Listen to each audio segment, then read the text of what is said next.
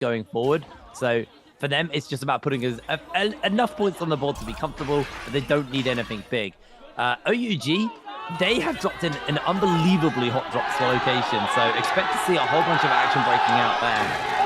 They could farm up a whole bunch of kills here. J-Team looking for GD. They have actually spotted out one of the players here. K has been caught by 101TN, who's trying to keep the pressure up onto him. K going to try and take to the rooftop. Interrupt coming in from 101TN. K's lost his armor. Just go for the charge quick with the katana. Vertical strike comes in from Dongxing. He's got the purple armor. J-Team need to find this fight win here. Over the shoulder they go as Kakaishi is taken down. That's one already for J-Team. Now looking for another one onto GD. Eagle just going a little bit low, but is able to hold fast for the moment. Ultimate's almost built up here. They've got the healing coming in. Dongxing losing a bunch of HP. Eagle trying to jump into that fight as well and join the rest of his team. K keeping two members busy as Dongxing also doing a pretty good job on that. The knockups are coming in as Dongxing is going to actually catch the Zephyr on. They're going to healing down as there we go. J-Team start with 3 kills.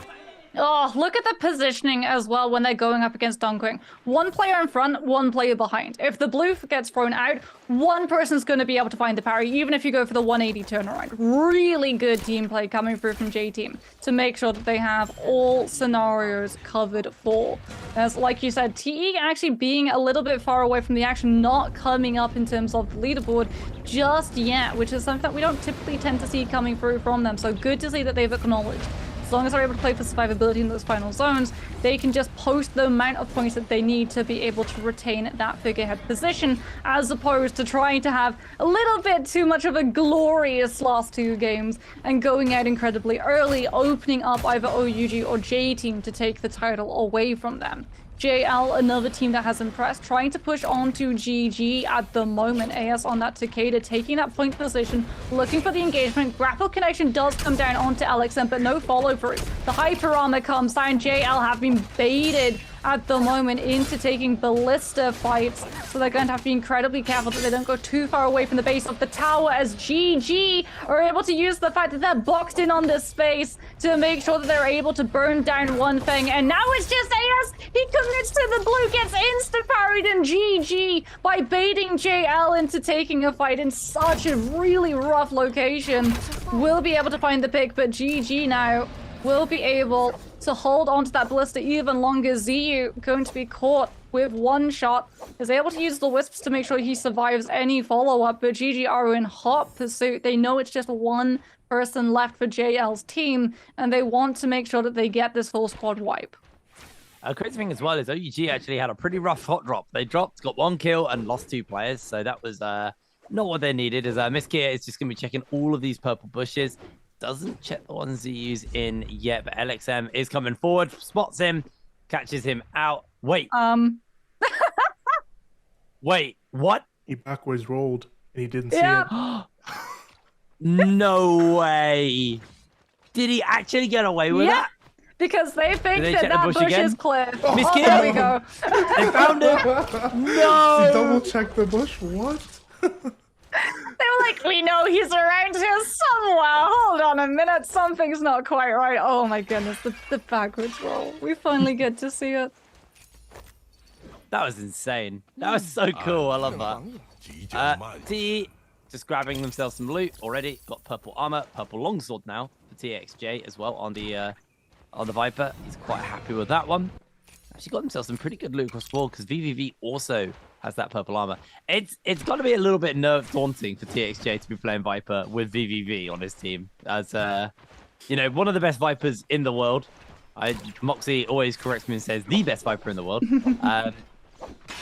But we also did see one of VVV's MVPs today came from their Takeda. So they are also a very, very capable Takeda. And, you know, if someone's got to play it, VVV has been putting the numbers in, like you said earlier, 10 MVPs this season for VVV. Hit that double digits, so almost makes sense in a way, but they'd rather give the carry over to someone who has really proven their worth and their capability as a carry for the team.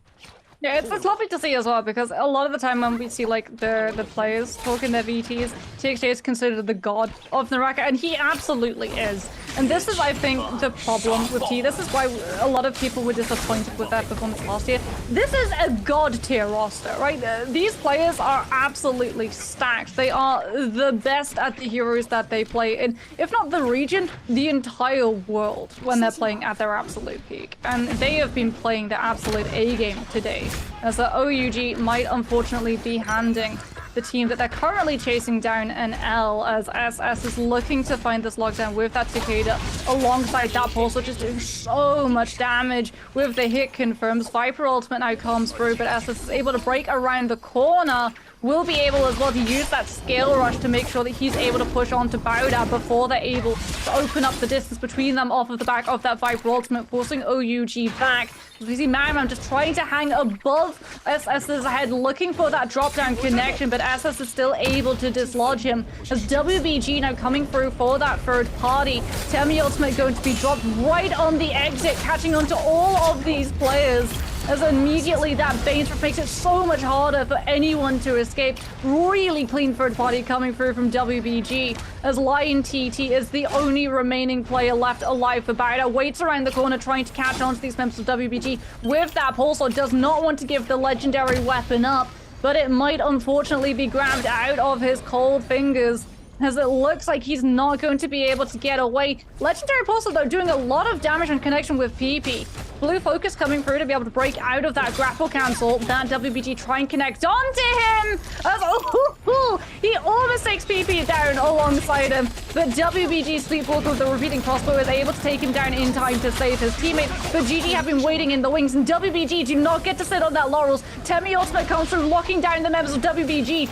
Jing is the one that they've chosen to try to go after. The Takeda forced away. Has that ultimate, will be able to peel onto GG with it, as LXM tries to chase the Takeda, go straight into the longsword follow-up, into the merciless havoc, as LXM is taking so much damage. PP coming in with another longsword havoc.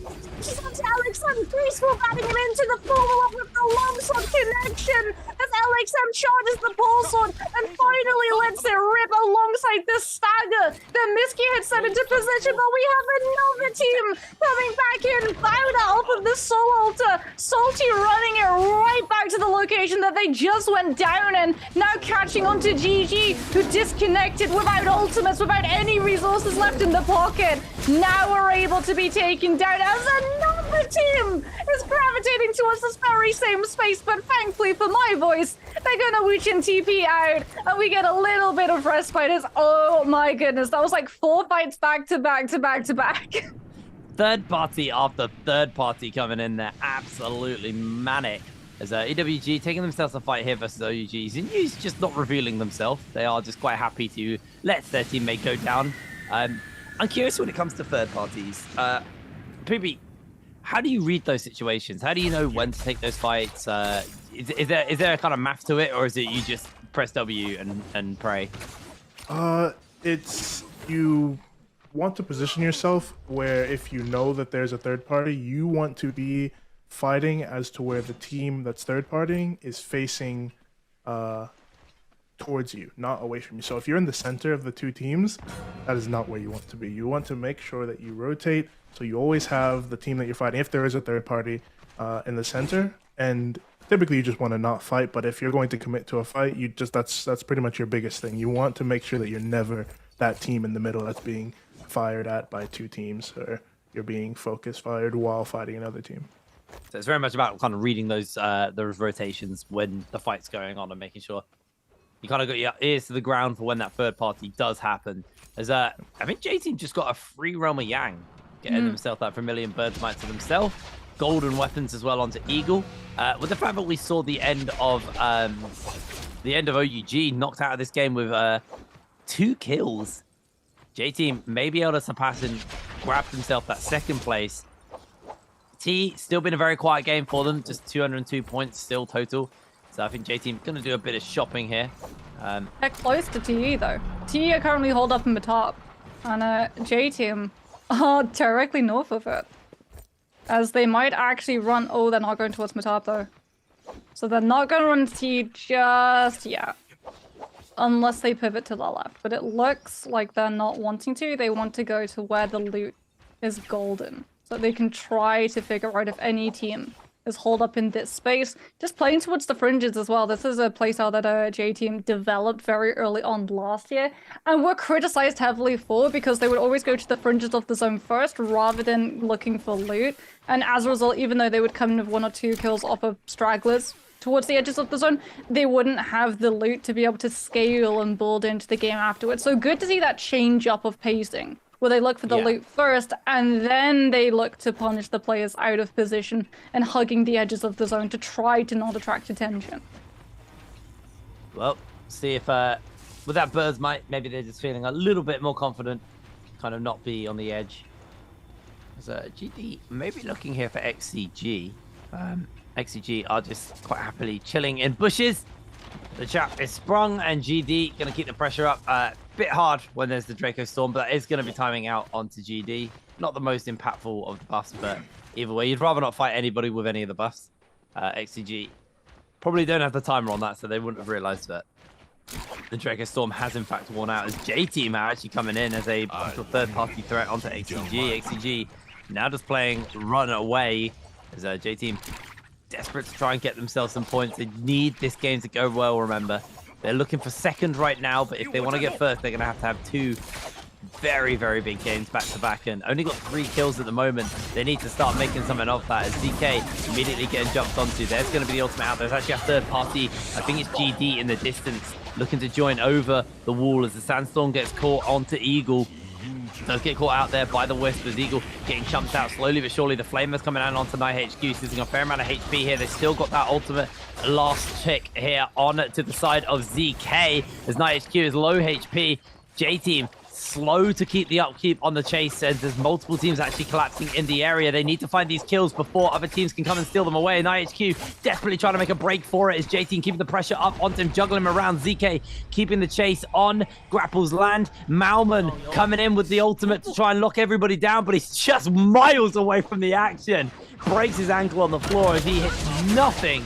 And I do believe J-Team were able to pick up a couple of kills, but Bowder now getting turned onto here by GD. They're going to lose their lives very quickly. Out comes the Wuxian and the escape. Oof. Rough, unfortunately, for Bowder.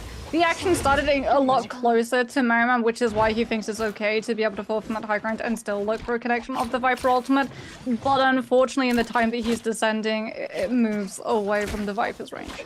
And as a result, all he does is provide another kill. But Lion TT will actually be able to take down Li Zhenghan. GD's K is now actually the one in fire at the moment, as he's going to go incredibly low, as GS's Anne will be able to pick him up. As we can have a look at the other members of GD. Dongqing still not in a great spot either, trying to run away from both GS and GG. There's the thing that Poopy talked about, not wanting to be the player in the middle. Dongqing runs right into the middle of 2 teams and immediately is punished for that attempted disengagement. As we're going to see, it might be Xiaohu Todo also getting taken incredibly low, forcing GS into actually using that Wuchen TP. As we can see other teams starting to push JJH, looking for an in onto that fight and pushing onto GS now that they know that the Wuchen TP is gone. Godly trying to find this bow connection onto Xiaohu Todo, who is still incredibly low. They just used the Wuchen TP, but they haven't actually been able to find any downtime to be able to replenish their health bars. Now, behind the back of that cliff, they'll be able to. No Ultzone actually popped, punishing JJH since JS are down ultimates in comparison. So JJH not actually deciding to contest in the front line, opting instead to hug the edges and wait to see when GS are going to have to move away, because that zone is going to push them outside of that bubble straight into Godly. But we're actually going to see that GS are going to try to just make it toward the back end of that zone and away from JJH towards the front, but they're going to be tracking the position of GS. Is it going to be the bait and switch? And just waiting along that lower edge to see whether or not JJH are going to intrude in. Figuring out whether they want to go left or right, as JJH are just more than content to sit and wait for GS to play their hand. GS now outside of that no-ult zone, making a break for it on Frozen Lake.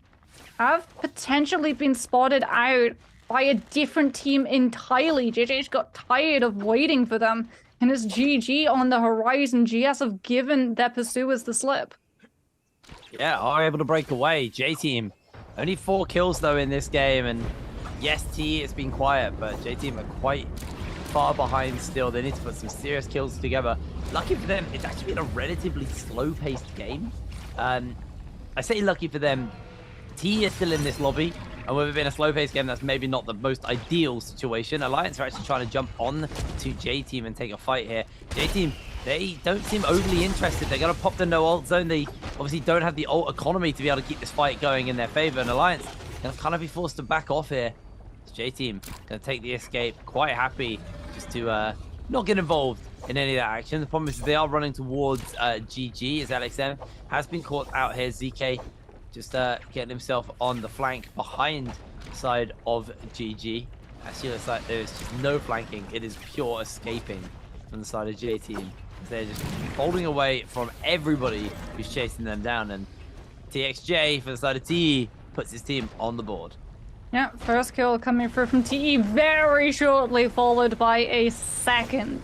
TE still running that Mystic Might as well, so they are going to have full awareness of the people around them. Thus, they can actually take engagements on the players that they find because they have a clear understanding of whether or not there is a potential for a third party, whether or not it's safe to be able to look for those openings. TJ actually has a bounty on his head too, so potentially they've been using it to reverse bounty onto Ventus, so that you can actually use that threat bar that you can see above TXJ's head, tracking when it fills up to know who put that bounty on your head and how close they are to you, even without something like Mystic Might. Which is why sometimes we see teams just opt out of taking bounties entirely because they just don't want to give that position up.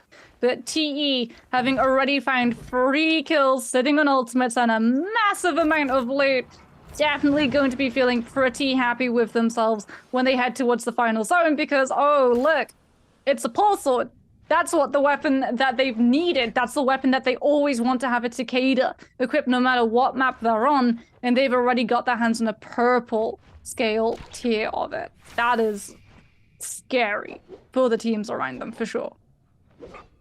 Alrighty, well, 12 minutes left in this game. Still a whole bunch of time for these teams to get themselves set up for what is to come, but 3 kills now into TE. And I think for the side of OUG and J-Team, they are very nervous about the state of this game. Not being the quite explosive game we needed from J-Team. OUG, it's just not even been a game. They just got 2 kills and got knocked out immediately.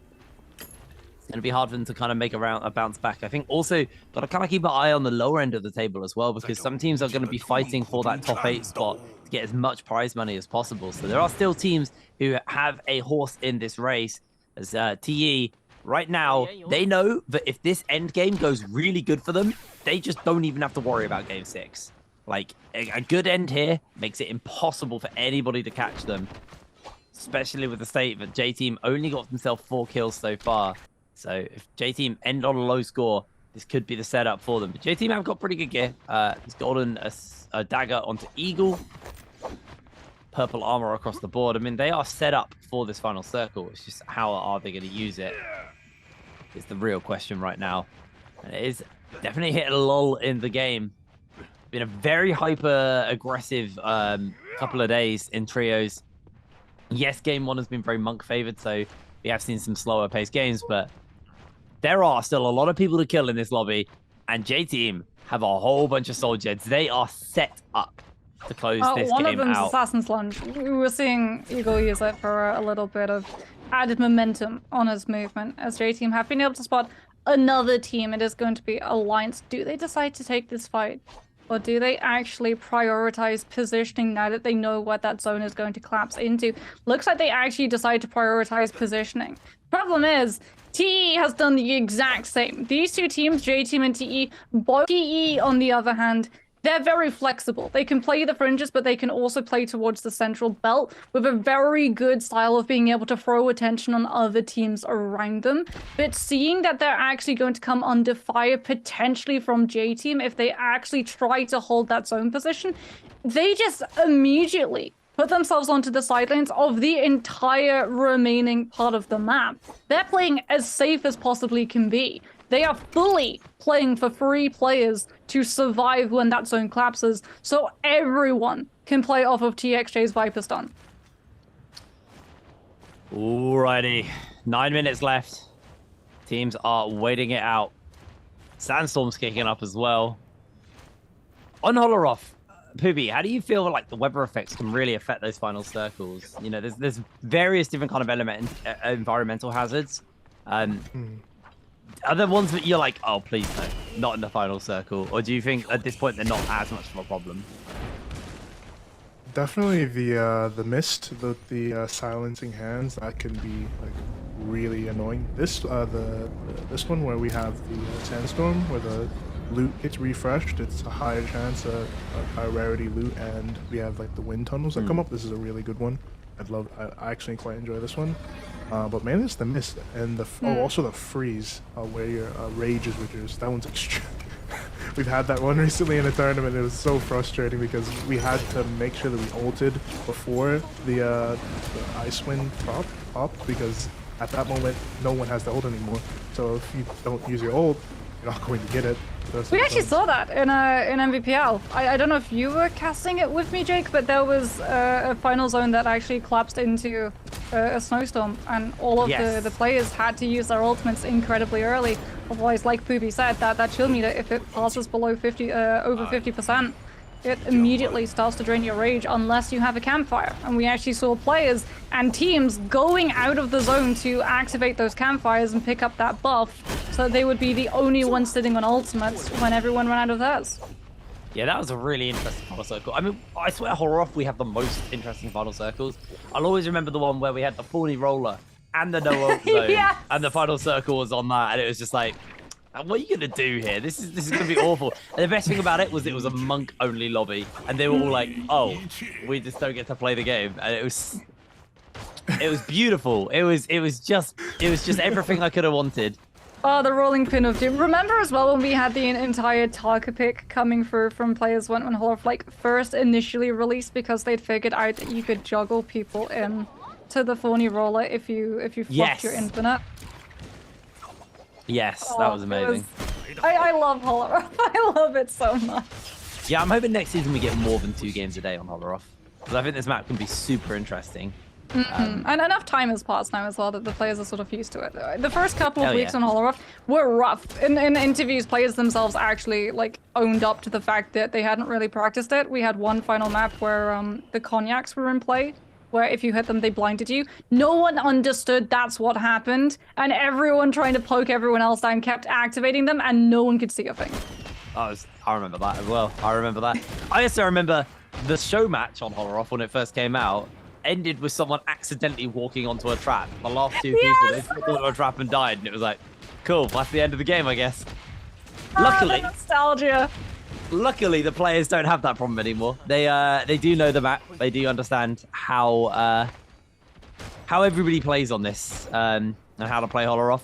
Does look like the zone is going to be forcing a bunch of these players together. There's still 30 players. This is a fairly stacked final circle, and it's been a very slow couple of moments, but with everybody running into this one building, it feels like things might heat up any second. Now, there are multiple floors, though, so everybody's quite happy just to not contest their floors, although it does look like J-Team are trying to kick their tenants below out. Not able to actually do too much about that, though. Have got a Flamer this time. We've seen T have so much success with a Flamer all day long, and it's been a weapon which has slowly started to kind of disappear out of the meta, because I think repeating crossbows and cannons has just been so important. But I guess with the end of the kind of Monk era and Monk not being as powerful, repeating crossbows may kind of lose some of their value, and people will probably decide actually Flamers are a great way to buy space, because you have the pole it's not sword just that, and it's the stuff. Temi too, right? With Yes, the wisps. True, yes. The fact that it just stops range projectiles a lot of the time does eat into the value of things like the cannon and the musket, even though we do see from time to time slow shot and armor piercer, the combination that a lot of players like to be able to roll if they're running that musket loadout. GG love to play it. Like, they found so many snipes. They've probably Yeah. actually got the most amount of kills picked up with the musket of all of the teams. As a J team going to be using that flamer, just pushing even more pressure on all to the teams around them to be able to hold on to this layer of 4. JL doing the exact same at the moment, this time with those longs of the horizontal build up from that Takeda to make sure that no one is able to move forward. TE currently 3 kills, 3 players still alive as well, currently standing at the top as well of this building. Don't think they have a flamer. They were using cannons to poke everyone down, but everyone is now going to be forced off of that building, and here the floodgates go. The teams that had previously rotated will be able to drop down from the high ground with Viper ultimates. Everyone else who was sitting around that building for a little bit too long going to have to reposition, and they've only got the low ground to be able to fall into as J team look to be able to move away from the Viper ultimate, but Zedkin goes back into it. Oh, Zedkin, no. That is not what J-Team needed. They needed these kills. Eagle is able to pick up another one for his team, but he is low HP. He's losing teammates. He's down. He's out. This is it. That could have been JT's moment to finally get themselves some points and close that gap, but with TE still in the game and the 2 teams that are major contestants for them basically out. The Z-Ping low, the Takeda in the middle of healing. There is only a Tammy, so it's going to have to be a huge whip play from J-Team. As I say that, and they're actually out. I'm an idiot. It does look like TE, though. This is their game to be set up for. Although GG with 7 kills may just be able to sneak a cheeky win out here. Same for EWG with 6 kills. Remember, the bottom end tables, there's a massive amount of money. The higher up you end, the more money you can get. So you can be jumping a lot of places here on these bottom end table spots where all the points are relatively low, and one pop-off game could genuinely jump you 6-7 spots in the table. That's a lot of GG. additional money. All of these teams are just playing around this high ground. I see TE. I see GS. Where's there's GG. Okay. Hanging around the edges of the zone, out of sight from a lot of these players, just looking to use those ranged weapons to snipe away some of these kills, as Miskian now is actually going to challenge for space so that GG have this room to be able to play around. Not only do they have the long edge of that zone to be able to poke damage into, they've also got the back of that cliff to fall back onto if they take pressure from all of the other teams around them. This is going to be devastating potentially for everyone playing at the top of this building. Eventually they're going to have to give up this ground and walk into GG, who are going to be set up for Takeda distance and ultimate connection, as TE's VVV is going to be brought down by WBG's Jing. TXJ now the next one to come under fire, doesn't have that Viper ultimate to be able to use it to throw all of this aggression off of his back.